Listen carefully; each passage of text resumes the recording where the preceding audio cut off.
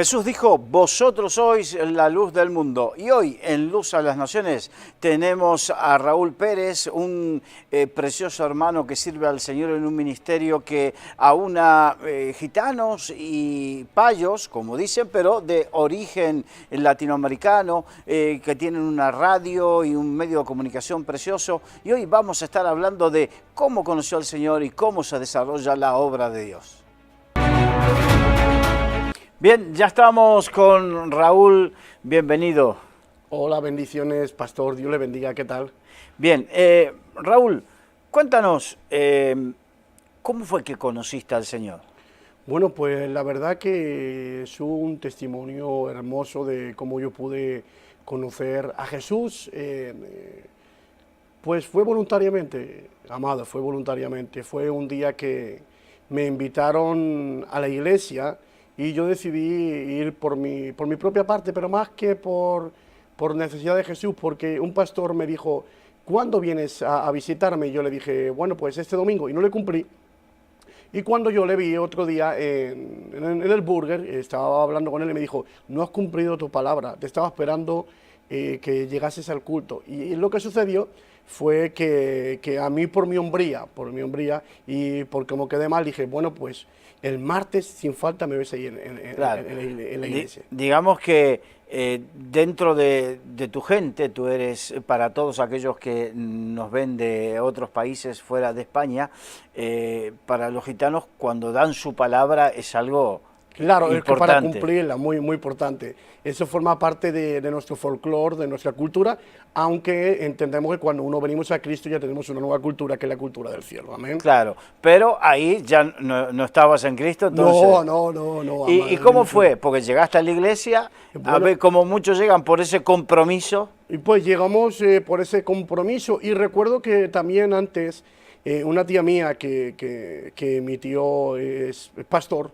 me dijo, Dios puede dar el milagro para tu esposa, porque mi esposa no podía concebir niños. Mi esposa es de Cuba, aunque yo soy de raza gitana y mi esposa cubana. Damos gracias a Dios por esa mezcla tan hermosa. Tengo dos niños, uno de 6 y otro de 9. Y bueno, pues mi esposa tampoco podía tener niños.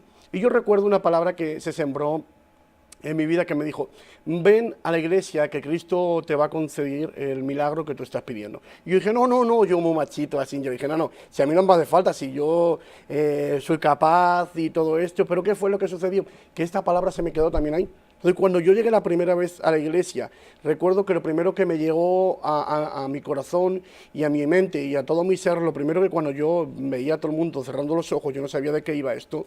Entonces, lo primero que yo hice, recuerdo, le dije, Señor, yo recuerdo que esta palabra que se sembró en mi vida, que mi esposa iba a concebir un niño, hoy estoy aquí. Yo recuerdo que fue un aceleramiento rápido, porque rápido me entregué al Señor, el primer día o el segundo que bajé a la congregación. Fue algo hermoso, fue algo hermoso. Y obviamente, por lo que cuentas, el milagro ocurrió. Sí, claro. Mi esposa es de Cuba y su familia vienen de, bueno, pues ya saben que en Cuba tienen varias culturas y varias religiones, y una de ellas es la yoruba, la santería. Entonces ella traía unos problemas, ella no llegó a realizarse nada de esto, pero estaba a punto. Justamente... la santería, para los que no saben, es ese gran abanico de religiones afrocubanas, en este caso afrocubanas, que llevaron los que fueron de esclavos de África a diferentes países de América Latina. Se desarrolló, allí fue la santería, en otro lado el palo mayombe, sí, el vudú, el vudú, todo esto, o la umbanda. Son las diferentes ramas de la brujería africana que fue llevada a América. Amén, amado, claro que sí. Y bueno, pues entonces yo justamente cuando yo conocí a mi esposa, ahí yo no era creyente ni a nadie, era, bueno, flamenquito. Entonces, bueno, pues justamente ella unos meses antes de irse a Cuba, ella iba a hacerse, bueno, pues lo que ellos se hacen, sus santos, su todo. Pero justamente cuando yo a ella la conocí, yo no era creyente y nada, pero mi hermano, el pastor Oscar, que lo bendecimos desde aquí, bueno, pues siempre había escuchado la palabra un poquito, por familia, por cultura, por el entorno. Y entonces yo le dije, cuando ella me habló de no sé qué santo, yo dije, uy, quita, a mí no me gusta esto. Y bueno, pues yo fui bueno, Dios fue el que puso en su camino, me puso a mí para que ella No fuese no fuese a ese lugar. De hecho, bueno, pues ella está ejerciendo una labor muy buena con las mujeres de la iglesia donde nosotros nos congregamos. Bien, o sea que, ¿y dónde sirven, no? Porque estás como pastor de jóvenes. Y como copastor como- en la iglesia mejoró tu vida. Amén. Sí, y, y ella evidentemente también tuvo su encuentro con el Señor. Sí, muy fuerte, muy fuerte, muy fuerte este encuentro porque ella venía, todo esto era nuevo para ella, todo nuevo. Y bueno, pues a raíz de que recuerdo cuando mi esposa se quedó embarazada después de estar acudiendo, entramos, aceptemos al Señor el primer día, los dos a la misma vez, al Señor Jesús, nos bauticemos juntos los dos y entramos a servir en el coro porque yo toco la guitarra también, aparte de que predico, toco la guitarra y entonces yo entré a tocar la guitarra y mi esposa a cantar. ¿Y ella se adaptó, una cubana, a cantar flamenco? Sí, sí, sí, sí, muy bien, muy bien. Tengo una prima que es un ángel del cielo de verdad, cantando con una capacidad humana, aparte también de espiritual, pero se cantó porque usted sabe que también nosotros, nuestro pueblo, canta rumba. Y usted sabe que Sí, la es muy rumba parecido. es un cante de ida y vuelta, por eso se llaman Claro. cantes de ida y vuelta. Entonces, bueno, pues usted sabe que todo ese folclore. Pero cuando yo lleguemos a Cristo fue muy hermoso, porque ella se quedó embarazada y concibió y ya no volvemos a tener ningún problema. Porque ella tenía un problema que a los 3 meses, cuando concebía, se quedaba embarazada, a los 3 meses moría el niño repentinamente. No sabemos lo que pasaba, bueno, aunque era un caso espiritual, sí sabemos lo que pasaba, pero cuando venimos a Cristo rompió todas las cosas. Y Cristo pudo darnos hoy a mi hijo Raulito, que es el mayor, que tiene 9 años hoy. Y bueno, pues también tengo otro hijo con 6 años que se llama Enoch. Y bueno, pues creo que todavía me falta tiempo, creo que todavía estoy en el todavía tiempo, en el estás reloj. en carrera. En carrera, amén, amén. Así es. Bien, ¿y cómo fue? Porque una cosa es cuando uno entra a la iglesia y cómo fue ese caminar y ese desarrollar una vida con el Señor. Bueno, pues la verdad que en mi caso yo creo que puede ser muy diferente como el de cualquiera, pero yo era una persona siempre soy un poquito extremista. O sea, o me ha gustado una cosa, cuando me ha gustado una cosa, al extremo. Entonces cuando yo llegué al Señor, yo le dije al Señor, Señor, si tú me das lo que yo quiero, que mi esposa se quede embarazada y que pueda tener a mi niño o a mi niña, aunque yo quería que fuese niño, te prometo que no me voy a apartar de ti y te voy a servir hasta el día de hoy. Hoy hace 10 años estamos sirviendo ahí como copastor y como pastor juvenil en la iglesia y todavía no me he apartado. Y no lo vas a hacer. No, no, amén, no sé Bien, pero más allá de eso, ¿cómo? Porque en el caminar con el Señor uno, bueno, entra, recibe de parte de Dios, comienza a crecer, a profundizar su relación con Dios, a comprometerse con la obra, porque es imposible comprometerse con la obra si uno no profundiza su relación con Dios. Bueno, pues la verdad que fue algo diferente. Fue algo diferente porque yo me comprometí muy de cerca. Tenía un primo que estaba ahí como candidato para ser ministerio. Entonces, bueno, pues yo me pegué a él y bueno, pues siempre me ha gustado estar cerca de mentor, pastor, maestro, como se quiera llamar, con las personas que tienen un nivel espiritual más desarrollado. Y entonces yo pues me acerqué al pastor y a mi primo y les absorbí todo. Claro.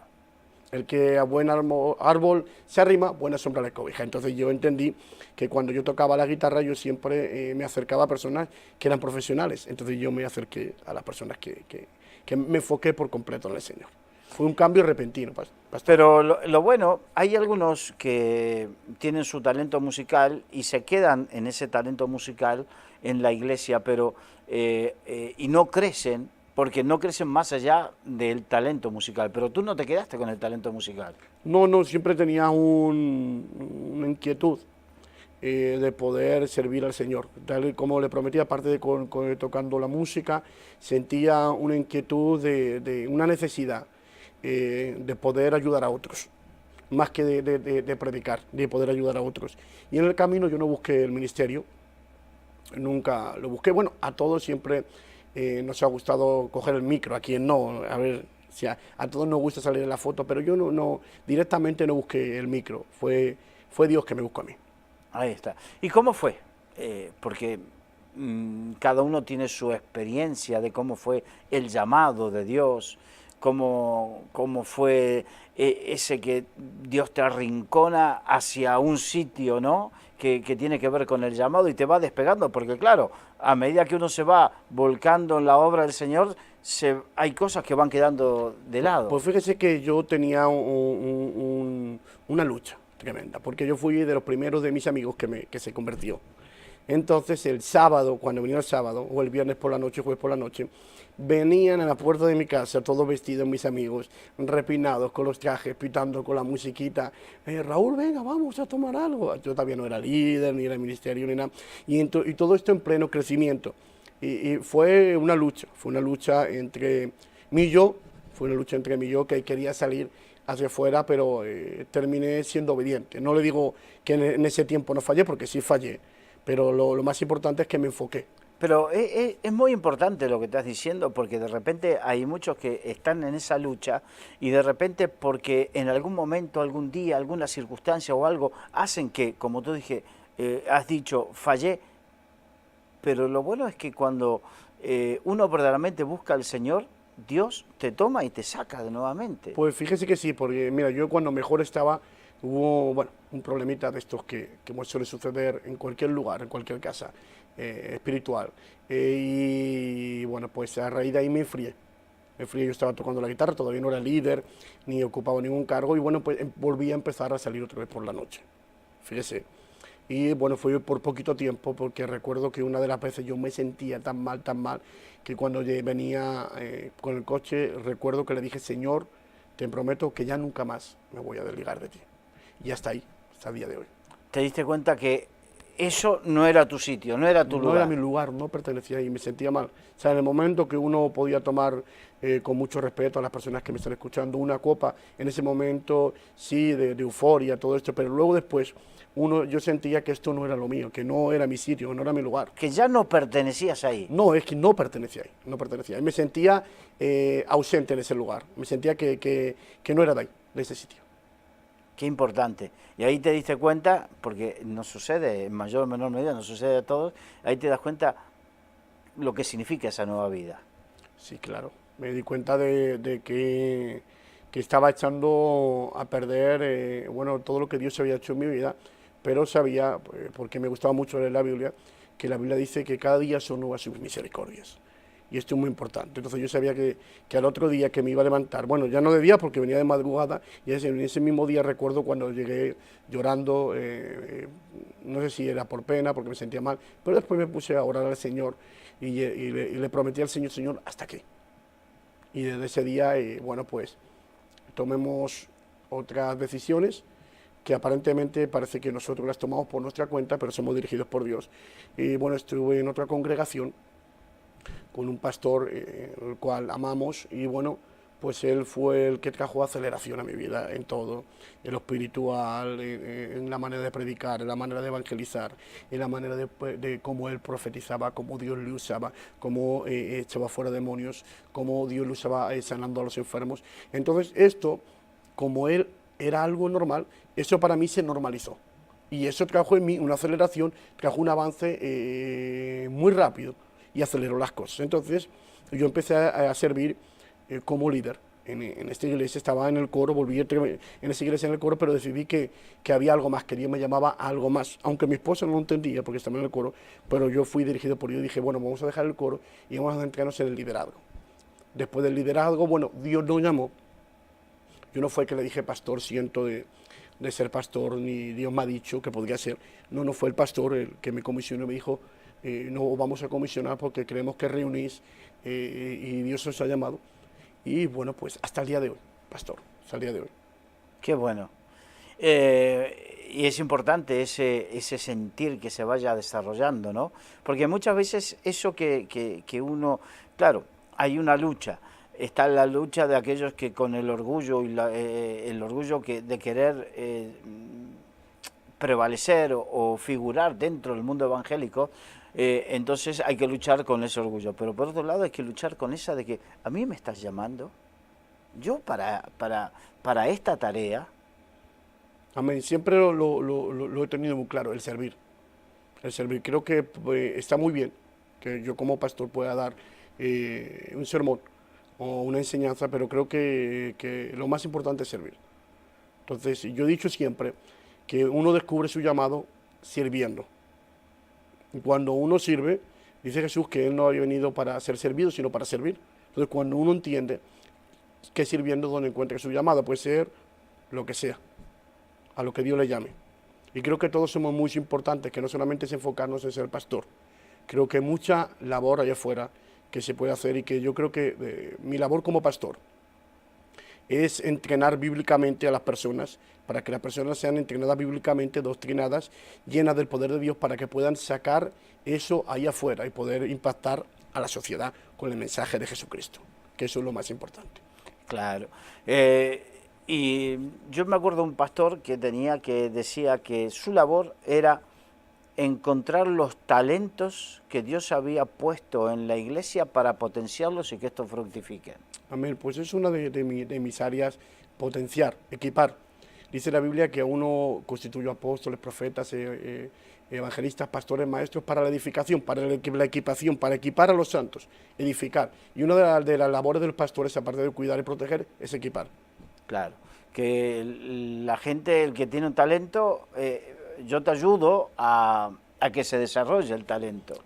Amén. ¿Cierto? No recuerdo... Pero hay algo muy importante, Amén. discúlpame, porque la idea es que el pastor ayude al desarrollo de ese talento, de ese don. Pero hay algo muy importante que tú dijiste, y es que en un momento contaste que con tu primo te acercaste. Y con el otro pastor que viste que Dios lo usaba poderosamente, te acercaste a aprender. Entonces, el problema es que Dios puede tener un talento, Dios puede tener un plan contigo, pero si tú eres reacio a acercarte a aquellos que Dios pone para ayudarte, no vamos a ningún lugar, por lo menos por mi parte. Es lo que creo yo, es mi opinión y no tengo la verdad absoluta, pero creo que acercarte al maestro, al pastor, mentor, como uno lo quiera llamar, da igual el nombre, al final es la labor de equipar a la persona. Exacto. Equipar al que te equipa es una gran aceleración para tu vida. Te va a traer aceleración, te va a traer, te va a ayudar, te va a ayudar mucho en todo, porque por lo que ha pasado esta persona, ya lo tienes que pasar tú. Tendrás que pasar por una serie de cosas, pero no por las que ha pasado él, porque él te va a evitar que tú te caigas y que tú te equivoques en eso que él se equivocó. Y es muy importante. No, y aparte creo yo, por lo menos entiendo que también es tener un hermano mayor que tenga una sabiduría superior y que sepa entender los tiempos. ¿Por qué? Yo no sé, yo cuando era niño era bastante travieso, y donde había árboles frutales me trepaba a arrancar la fruta, querer comer la fruta. Y más de una vez me tocó comerme una fruta verde y con todas las consecuencias que eso trae. Claro, eso es muy bueno. Y entonces hay algunos que están muy verdes y ahí tiene que estar el hermano mayor, ahí tiene que estar el pastor para ver que todavía no estás maduro para algunas cosas. Claro, claro, eso es muy importante, eso es muy importante. Además, la Biblia nos enseña, hay muchas personas que ponen la excusa de yo solamente me sujeto a Dios. No, bueno, evidentemente que Dios, pero también tenemos nuestras autoridades, que son las que velan por nosotros y son las que nos tienen que equipar. Por ejemplo, en este caso yo, el pastor Oscar, que es mi hermano, entonces yo he absorbido todo lo que él ha tenido, por ejemplo, en los medios, en la radio, él también me ha mostrado el camino, él fue el primero que empezó a trabajar con el pueblo latino y él me ha mostrado la habilidad. O sea, siendo gitano, que no es lo habitual, los gitanos suelen ser que trabajan preferentemente con gitanos. Sí, sí. Sí, no estoy de acuerdo con eso, es la obra, creo que la iglesia tiene que ser multirracial. Claro, pero en eso tu pastor fue pionero. Sí, los dos que he tenido, los dos. El primero y el segundo más todavía. O sea, mi pastor Oscar, que es mi hermano, menor que yo, pero es mi pastor, y yo le honro desde aquí, damos gracias a Dios por él, él me mostró el camino. Y sobre todo también me mostró el camino de la radio. Yo no sabía hacer la radio, mi amado, no tenía ni idea. y él fue el que me echó a andar y a caminar, y yo le absorbí todo como él hablaba, como él esto, y bueno, y estamos en directo, y estamos aquí, y estamos allá, y yo todo esto absorbí. Yo siempre he dicho que Como una esponja. como una esponja, de los buenos, siempre como una esponja. La Biblia nos enseña, pastor, que tenemos mentoría o maestría, hablamos de Ruth y Noemí. O sea, por un consejo de su suegra, pudo ser de estar cogiendo espigas de lo que sobraba, de momento fue la esposa del empresario. ¿Ve? También vemos a Moisés y Josué, codo con codo, también a Caleb. También vemos a Pablo, Timoteo, Onésimo. O sea, también vemos a Eliseo y a Elías. O sea, la mentoría es muy importante. O sea, nadie puede ser el llanero solitario. O sea, el llanero solitario en el Señor no existe. Uno puede hacerlo y es voluntario porque las cosas en el Señor son voluntarias, no son obligatorias. Pero lo correcto es que uno espere el tiempo de Dios y esté bajo supervisión de un hombre de Dios. Siempre, porque tenemos que dar cuenta de todo lo que hacemos aquí. Exacto. De hecho, Pablo le enseñó a Timoteo y le dijo, cuando hablaba de promover gente, dice, no un neófito. Un neófito es alguien que no acreditó la experiencia mínima imprescindible, porque dice, no un neófito, no sea cosa que envaneciéndose caiga en la condenación del diablo. ¿Cuál fue la condenación del diablo? El orgullo. Y el orgullo es el que hace que no nos cueste aceptar, como tú dices, la mentoría de otro. Yo cada vez que veo que alguien me puede impartir, es una maravilla. O sea, yo, una esponja. O sea, estamos para aprender. O sea, yo estoy para aprender. Yo creo que nadie tiene la verdad absoluta, solamente Jesús. Y estamos para recibir, y creo que hay que honrar a las personas mayores siempre, que llevan más tiempo que nosotros. Siempre, siempre. Se nos fue el tiempo, Raúl. Gracias por haber compartido Amén. tu historia con nosotros, que seguramente a algunos, a varios, les será de mucha bendición. Un placer estar aquí con ustedes, y nada, muchas gracias a todos los que están escuchando, y Dios les bendiga poderosamente a todos. Dios te bendiga. Esto fue Luz a las Naciones desde Madrid, España.